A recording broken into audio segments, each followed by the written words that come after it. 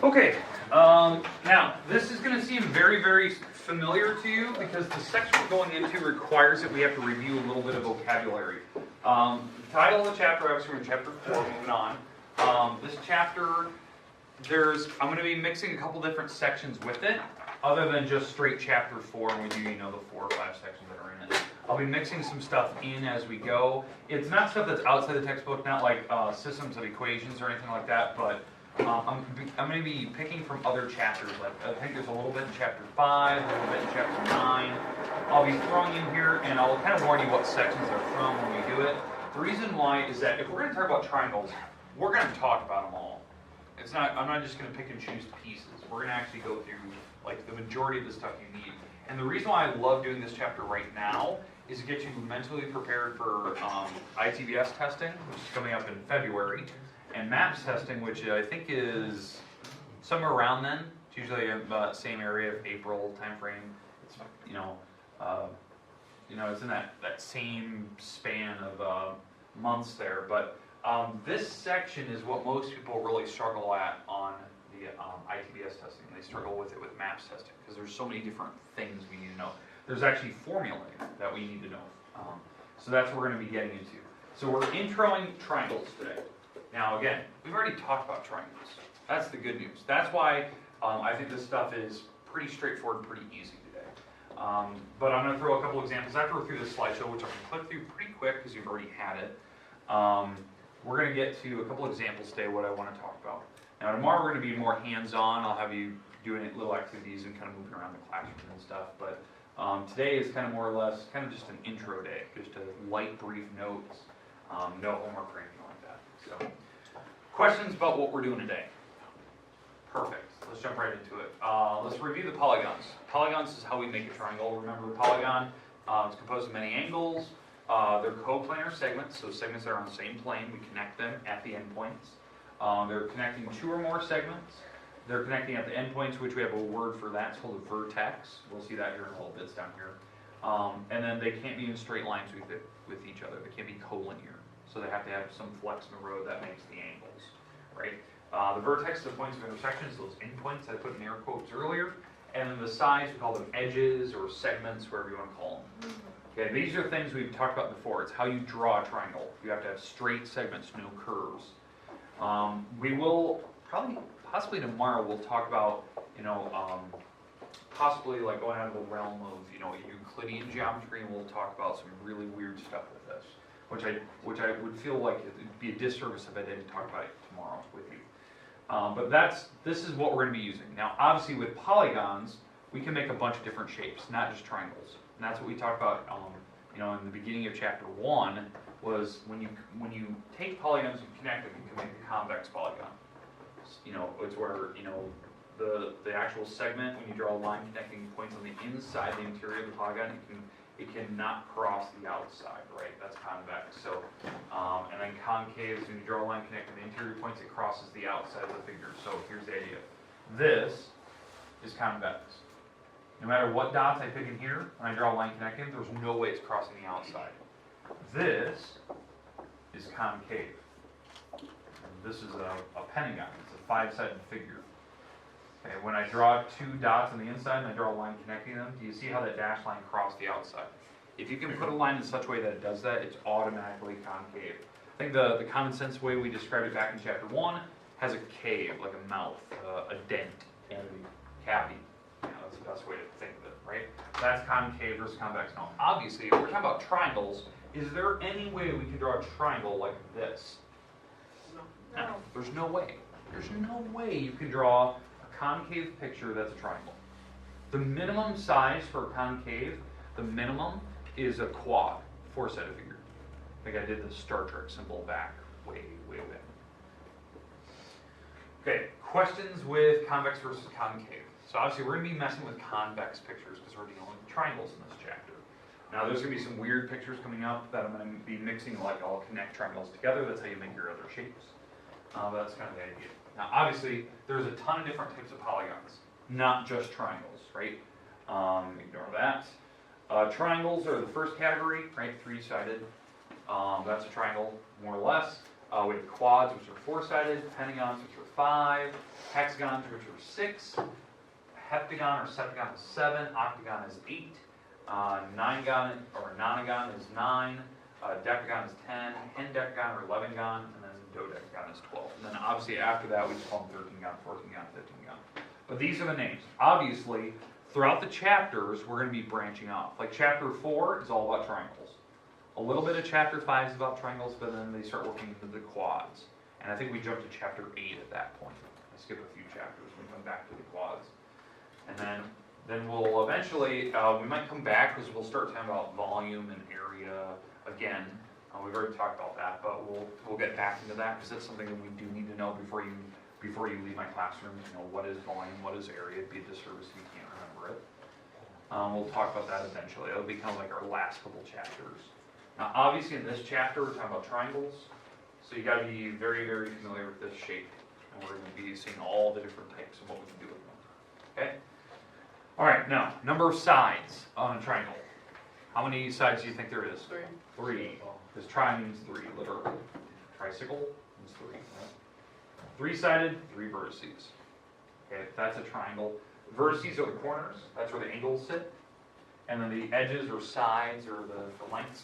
Now, the one thing I forgot to talk about when we were in the chapter 1, and I didn't want to like overwhelm people, they're going to use capital letters for the corners, the vertices. Okay, that's one of the things we're going to be discussing, right? Capital letters in the corners.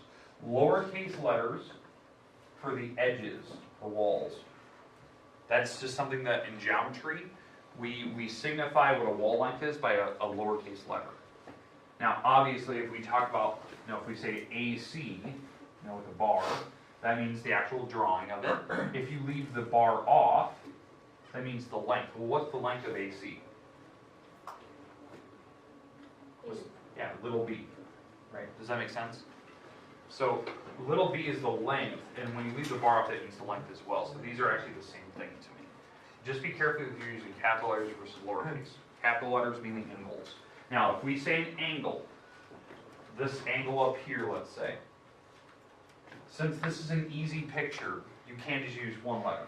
You just say angle B. And if you want to measure it, you put a little M out front. And so now you can take your protractor and actually measure it. You do need a protractor. That was the object I gave you at the very, very beginning of the year. I know people have been losing them. The reason why, I'm finding them on my floor, and they're in the back of the room. Because remember, if you lose it, you don't get another one from me. That was your only freebie you get. And in this chapter, there is sections where you will have to measure that angle with a protractor. So you will need one. Question? Yes. So, but again, for the letters, you can use one single letter. You can put a little M out front to measure it. Now, if you do the 3-letter system, which I actually prefer, how I say this angle, the B has to be the middle because that's where the angle sits, but you use the outside letters. So you can say this is angle ABC, or you can switch the letters around CBA, but the B has to be the middle because that's where your angle sits. Does that make sense? That's something that we talked about a long time ago. All 3 of these are the same to me. They all mean the same thing. 3 letters or 1 letter, but since this is a simple picture, you're allowed to use 1. That really, really messes with people from the previous chapter, especially chapter 1. A lot of people could not figure out the 3-letter system.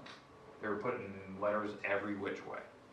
B is where the vertex is, that has to be the middle. Okay, that's something we didn't talk about now. The other thing we didn't discuss is that instead of using the capital letters, geometry is you're allowed to use Greek letters from now on, the Greek alphabet. What I mean by the Greek alphabet, for where the angles sit. There's Greek variables that we are allowed to use. And this marker is really faded. The Greek alphabet.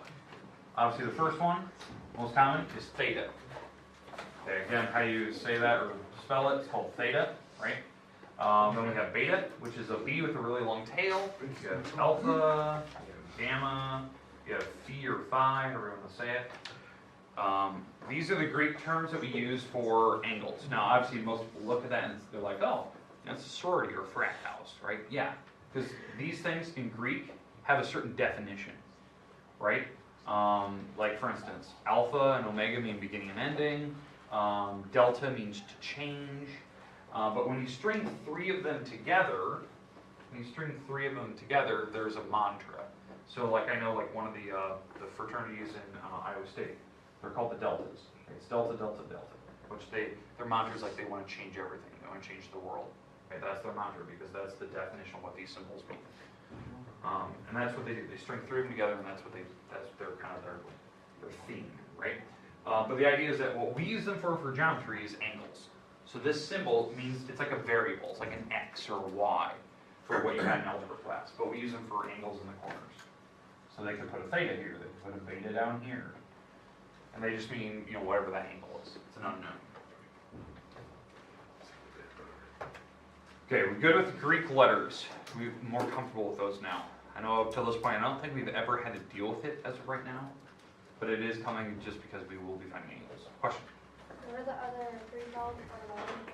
This is alpha, gamma, and phi.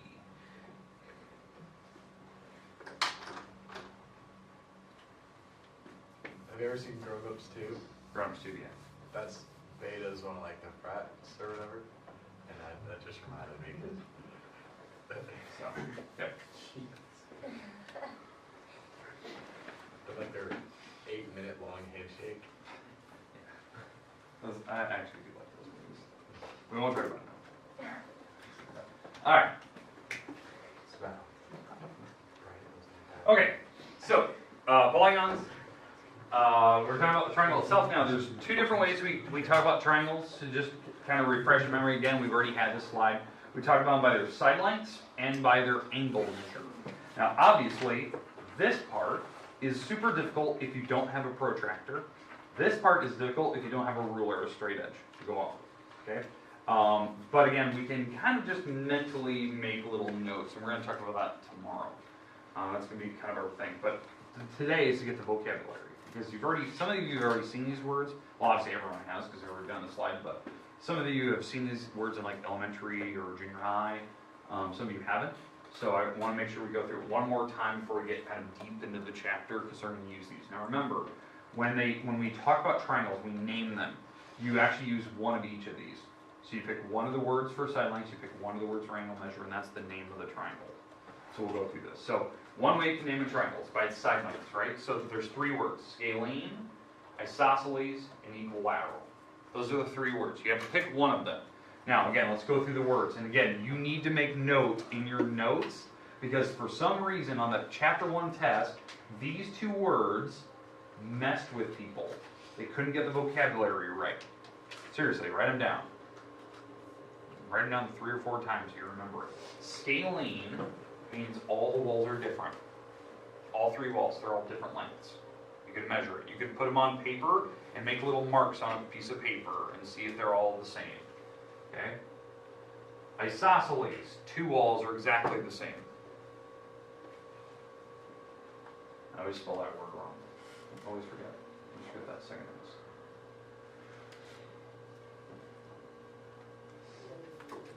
Isosceles, and then equilateral obviously is the most common sense one. Equa meaning equal, and laterals are walls, that's sides. So equal sides. All 3 walls are the same.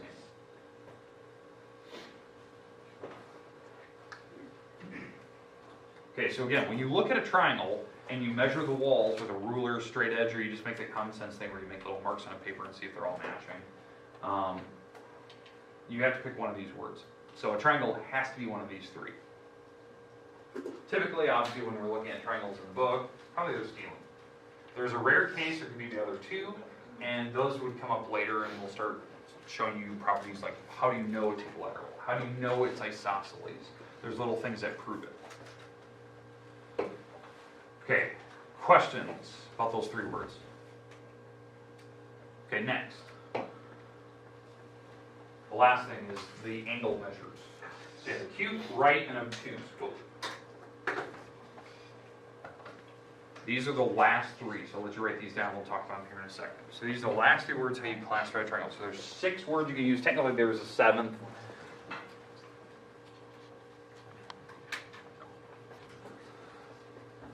So technically, there is a 7th word. We'll get to that here in a second. Now, acute. What do we remember about acute?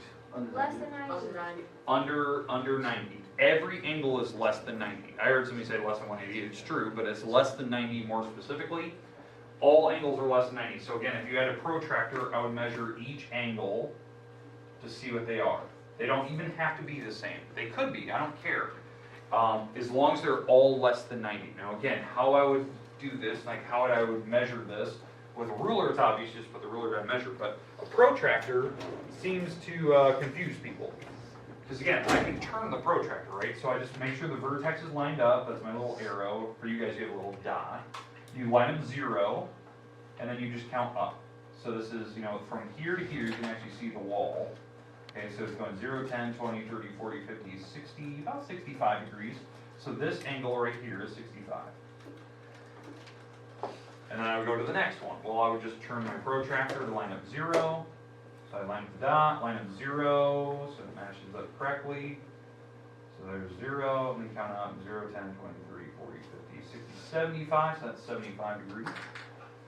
So 75 even though it doesn't look like it. And then the last one, you can measure it or common sense it, which we'll talk about tomorrow. 0, 10, 20, 30, 40 degrees. There you go.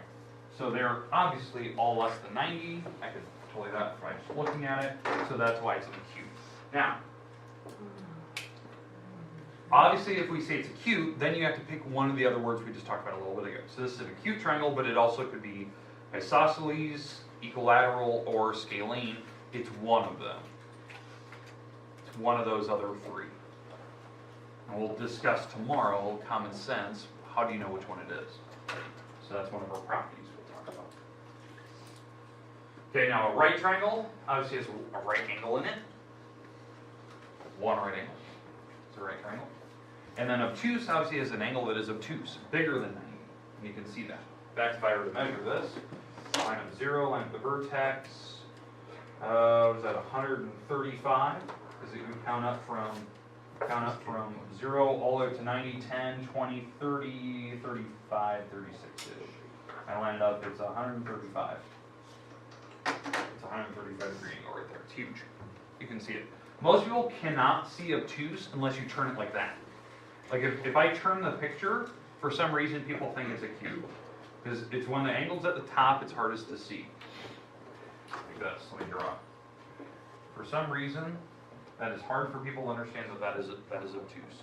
This angle is most definitely past 90. It's not quite 90. It looks close, it's not, it's past it. So that's the obtuse angle. But when it's like that, most people can see it. It's past the L shape. Now again, for right angles, we can call it perpendicular, orthogonal, flush, straight, square, however you want to say it, but we call it a right triangle. Now, there is one other word you can call for a triangle. It's equiangular, where all the angles are equal. It's one of these cases. In fact, if you have an equiangular triangle, it has to be acute, and we're going to talk about that tomorrow. That's one of our things. So I'll put that in the board tomorrow, not today. One of our properties. All right, today, here's what I want to go through. I want to go through a couple examples of how do you know which one is which. Okay? So I'm going to get rid of this. Does anyone still need these 3 words? Okay, perfect. So, okay. Did somebody need it? No. Okay, perfect. So let me put up some examples of a triangle, and we're going to talk about the different types.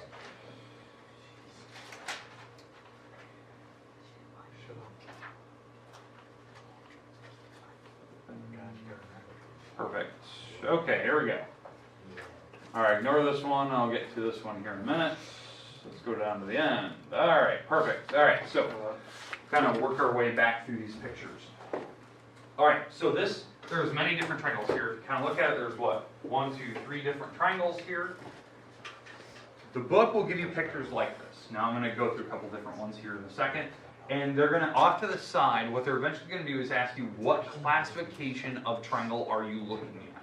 So what they would say is, they would, off to the side, they would say, classify triangle, let's go BDC. So they want us to classify it, like give me the names of it. So BDC, that is this triangle over here.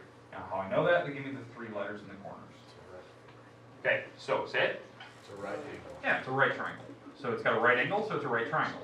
Now, is it scalene, isosceles, or equilateral? Well, you look at the walls. Are all three walls the same? Do they have the same markers on them? No, so it's scalene. So it's scalene. All three walls are different. They don't have the same markers on them. You can see some of these other triangles do have similar marks, but since they don't, we would assume it's scalene. And again, tomorrow we're going to look at one of those major properties to know exactly why is that true. So that's one of the things we'll discuss.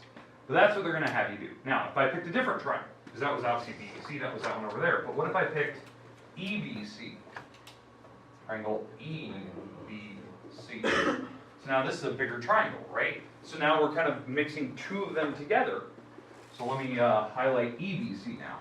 EBC is this one. It's the big one connecting two of them together. So, we're looking at the big triangle. So, first thing, by its angles, is it acute, right, or obtuse? Obtuse. The reason why we know that. The top angle right here in EBC, this angle is 150. It's 75 and 75. It's 150. So this is definitely obtuse. That's hard to see. The angle's at the top. It really messes with people. Now, what about the walls, though? So we have that wall, this wall, and the bottom wall. It's isosceles, right? Two of the walls are marked. They're exactly the same. Those two walls are the same, so it has to be isosceles. So it's an isosceles obtuse triangle. Okay, questions, comments about what they're going to have you do? Now, obviously, this one, most people look at it and go, okay, once you see one or two examples, you're like, okay, makes sense, I get it. You know, if I pick the other ones, remember, if there's a right angle right here, the one next to it's also a right. So remember that, so this is also a right triangle over here.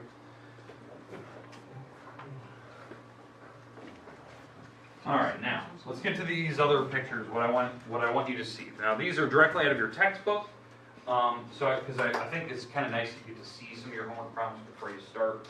We're not getting homework today, don't worry. But eventually, you know, like one of the other pictures was this one. There's 3 different triangles here. In fact, there's technically 4, if you think about it. Why there's 4? It's this one, this guy, and then you could do the overall bigger one, that one. You could do the mixture of the two. So there's technically like 4 triangles there. But tomorrow, like one of the questions will say, like, classify the triangle. So if I was talking about this one, you know, this is what, U, X, Y, and this triangle. Well, it's definitely acute, and one of the things we're going to talk about tomorrow is it isosceles, scalene, or equilateral, that type of thing. We're going to talk about it. It's also equiangular, because all the angles are equal. So that's one of the other words we're going to talk about. We have a lot of properties we have to discuss tomorrow with this. Okay, another picture we're going to eventually see is one like these, where there's a little bit of algebra to be had. Now, the question that goes with this one asks, could there, it said, it said, is it possible that this triangle is equilateral? Could it be possible that it could be equilateral? What I mean by that is how you solve this, like how you figure it out. You set certain walls equal to each other. So I just picked the top 2. Set them equal, solve for x. Figure out what x is. And whatever x is, you plug it in. And you see, could the triangle actually be equilateral, or all 3 walls equal, if you use the same x? Now, how if you don't know, how you'd also do it, you set these 2 equal to each other, solve, and you set these 2 equal and solve, and you see if they turn out to all be the same x's. That's another way to do it. Now, another one would be this one. Again, this one would ask you the same situation, classify the triangle. You know, is it, you know, acute, obtuse, or scalene?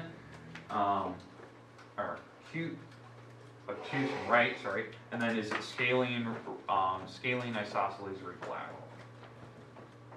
Okay, so that's the type of questions we're going to eventually get. And then obviously this bad guy, where they ask you just to classify by its side lengths. So not by its angles, because there's no angles in this picture, but classify it by its sides. So if I was talking about this triangle right here, this would be scalene, because only 2 walls are marked, and they're not even the same marking. If I talked about the bigger one, that's obviously isosceles, because 2 walls are the same. If I was talking about, let's see, what's another triangle? This one over here. This one. this is definitely, this would definitely be, what that mostly be, that would be scalene, because I don't know what this other wall over here is. And how I know that this is not 10 is because the 8 transfers over. This 8 can go to here, and so that's 8. And so now you can figure out that 8 and 10, it's not equilateral. It's not possible to do. And then obviously this one goes back to that first one. Find the x that makes this thing equilateral. Find the x that would actually make this thing work.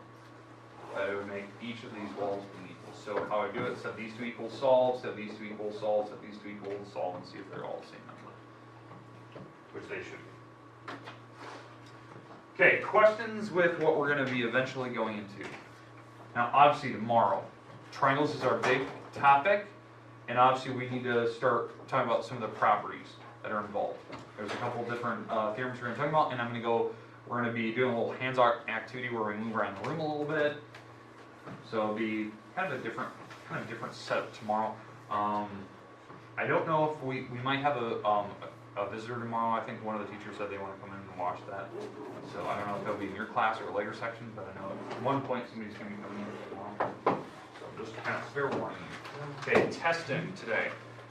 Jenna, Joseph, don't forget what time you're coming in today. I want to get those graded and turned out. Alright, there you go. All in for the day. You have about 5-10 minutes here.